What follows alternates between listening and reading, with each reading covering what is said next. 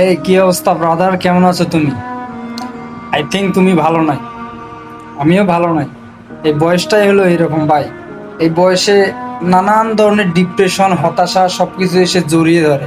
এই কারণে এমন একটা ফিল হয় যেন আমার জীবনটাই বৃথা, সবকিছুতেই যেন হতাশা হতাশা লাগে।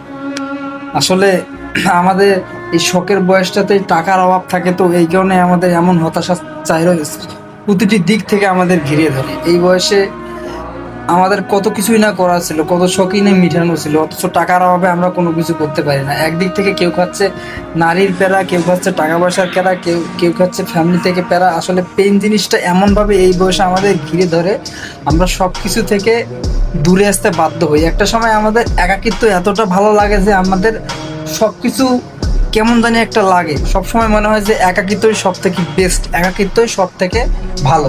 কিন্তু আমরা এইটা বুঝি না যে আমাদের এই একাকিত্বটা আমাদের কতটা ভাবে মানসিক চাপ একদম নিশ্চুপ করে দেয়। আমাদের মানসিক চাপটা এমনভাবে সৃষ্টি হয়, একদম আমাদের জীবনটা অতিষ্ঠ হয়ে যায়। সো এই মানসিক চাপ থেকে বেড়ে আসার সবসময় চেষ্টা করবা, আর চেষ্টা করবা যে ফ্যামিলির সাথে সময় দিবা।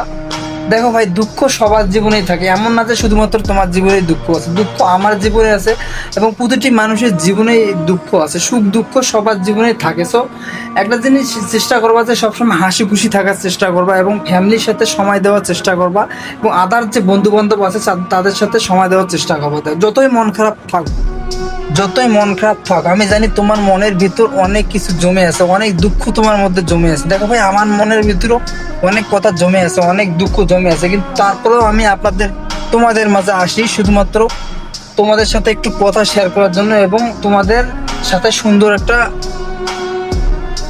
পরিবেশ এবং সুন্দর একটা সম্পর্ক বজায় রাখার জন্য। শুধুমাত্র তোমাদের জন্যই কিন্তু আমি আসি।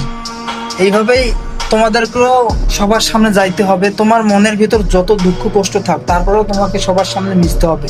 মিশলেই তুমি তোমার লাইফটা পুরো 100% না হলেও 80% তুমি সফল রাখতে পারবে, তোমার মনটা অনেক খুশি রাখতে পারবে। দেখুন, ডিপ্রেশন তো আসবেই, বয়সটাই যেহেতু শখের, আর এইখানেও তো টাকারও অভাব, অর্থের অভাব। এই কারণে দুঃখ ডিপ্রেশন আসবেই মনের মধ্যে, কিন্তু সবার সামনে বিরাজমান থাকলে, সবার সামনে উপস্থাপন করলে হয়তো বা 50%ও সেটা দূরে চলে যাবে। সো একটাই কথা বলবো, সবসময় চেষ্টা করবা সবার মাঝে থাকতে, সবসময় চেষ্টা করবা কোনো কিছু করতে, তাহলে ভালো লাগবে।